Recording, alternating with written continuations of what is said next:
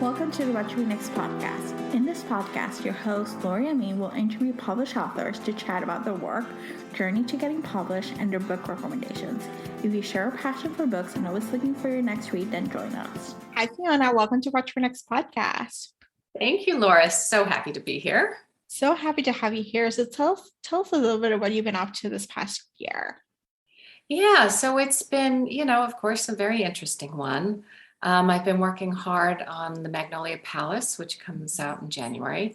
And yeah, I've been trying to find fun in the small things. Here in New York City, it's hard to go to theater or to do all the things that you would normally be doing. Mm-hmm. But there's still, walking around Central Park is still a fabulous thing to do. And, until it got really cold, eating outside at restaurants with friends was really fun. So we're just trying to figure it out and take it day by day. Yes, that's what we can do. It's just like maybe cozy, warm up, with hot chocolate, walk around Central Park, or even just down the street, just getting like a change of scenery. So yeah.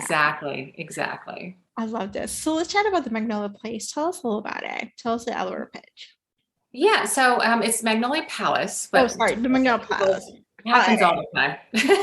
Don't worry. Yeah, so the Magnolia Palace, it takes place in two different time periods, and it's set at the Frick Collection. And that's this glorious museum on Fifth Avenue that was the residence to Henry Clay Frick and his family until it was left to the city after his death and became a museum. And it's just this beautiful museum because it was a residence. There's still all the furnishings and the rugs. And then, of course, his marvelous art collection on the walls. And so the Magnolia Palace is set in two timelines. In 1919, it's from the point of view of a very celebrated artist's model named Lillian, who ends up working as the personal secretary to Henry Clay Frick's daughter, Helen, who's in her early 30s at that time. And she's doing it as a way to kind of hide out from the police after getting involved in this terrible scandal. And so you have this very free-spirited artist model who in the book is called Lillian. And then you have this very prickly, imperious woman, Helen Frick, who was just a tough cookie, shall we say.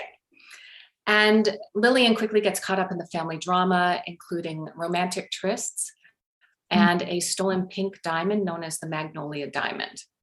And then we have also 1966, and it goes back and forth in time. In 66, it was a museum, and that's from the point of view of a fashion model named Veronica, who's doing a Vogue fashion shoot at the Frick that goes terribly wrong. And she gets left behind and trapped inside during a 3-day blizzard, along with an intern named Joshua, who's wants to be a curator.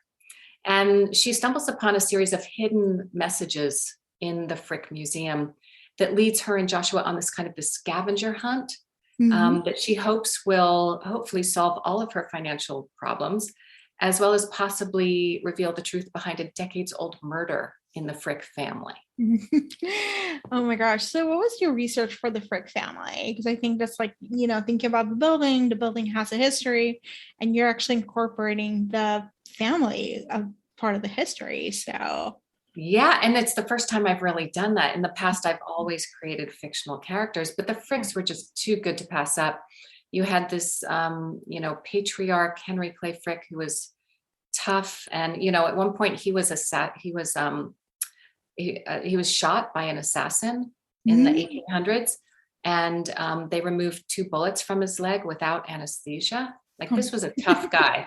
He made his first million by the time he was 30, right?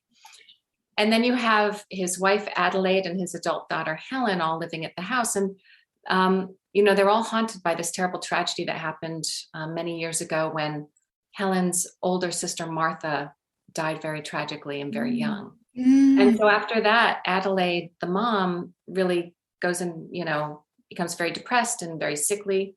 And Helen takes over as her father's confidant, both socially and in terms of the art collecting. And so there's just a lot of, they were tough. They were marred by tragedy. They were imperious. It was a household of 3. served by 27 servants. So it was, it's just, they were so interesting and so much a part of their time, that I wanted to keep them in the story as characters.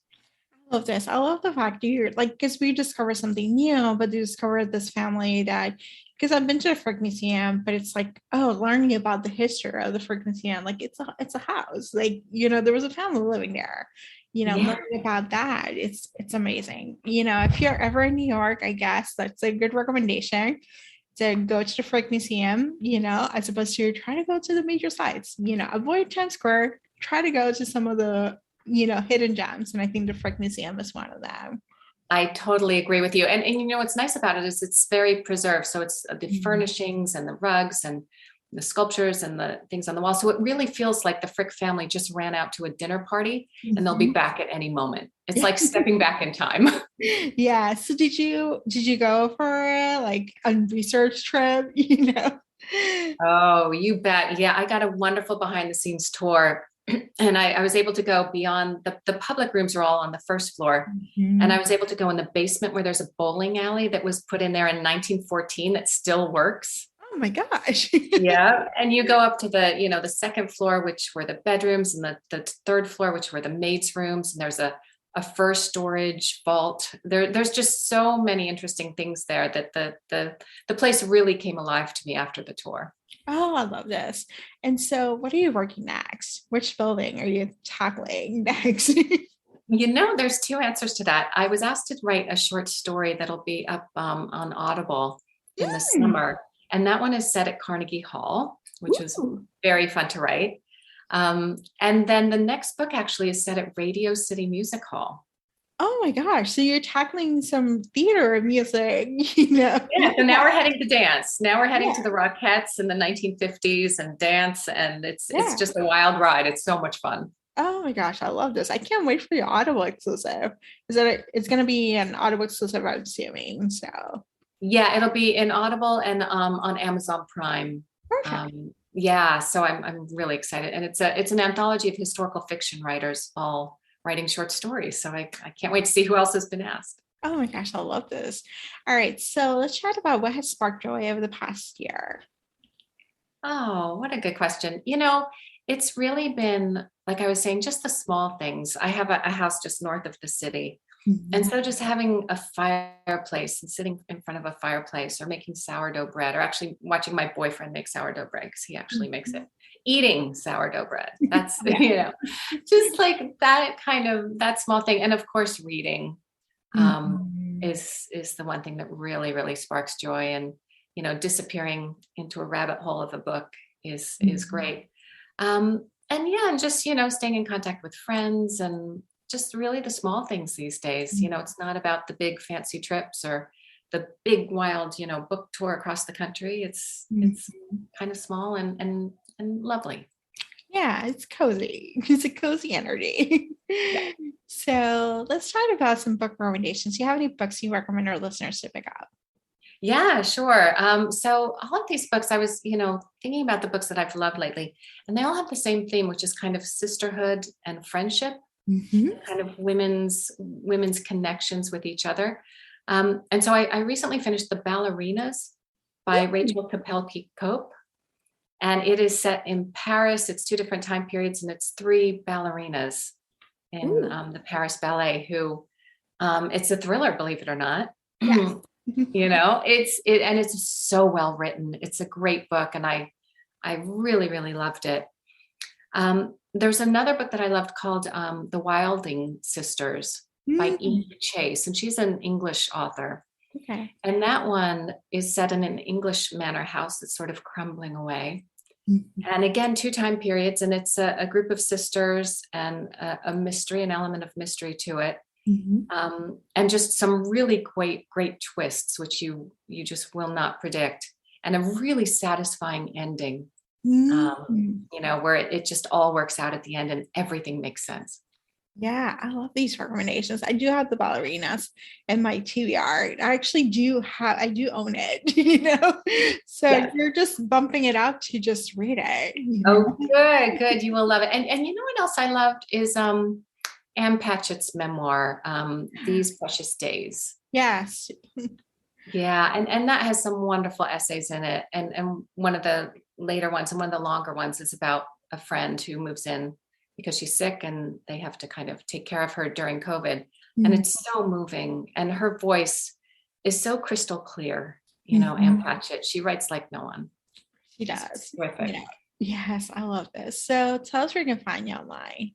Yeah, sure. So my website and Twitter are Fiona Davis Books. And then Instagram and Facebook are Fiona Davis Author. Awesome. Thank you, Fiona, for being on the show. Yeah. Oh, my pleasure. It's just, it's just lovely what you do to connect readers and authors. And we truly, truly appreciate it. Awesome. If you enjoyed this podcast, feel free to share with friends, subscribe, rate, and review the show. This is the easiest way to support the podcast. Today's episode's partner is Libra FM. If you're an audiobook listener, then you should add Libra FM as your go-to source for paid audiobooks. Libra FM makes it possible for you to buy audiobooks through your local bookstore. Memberships start at $14.95, and they also have great sales for women's audiobooks each month for $3.99, thanks to the Kiss Club. To sign up for Libra FM, please visit whattoreadnextblog.com/LibraFM. You will receive a free audiobook when you sign up for a monthly subscription. If you purchase a subscription through our link, you will be supporting the podcast at no cost to you. The What to Read Next podcast is part of the Frolic Podcast Network. Please visit frolic.media/podcast to discover new shows to tune in. Thank you so much for listening and have a great day.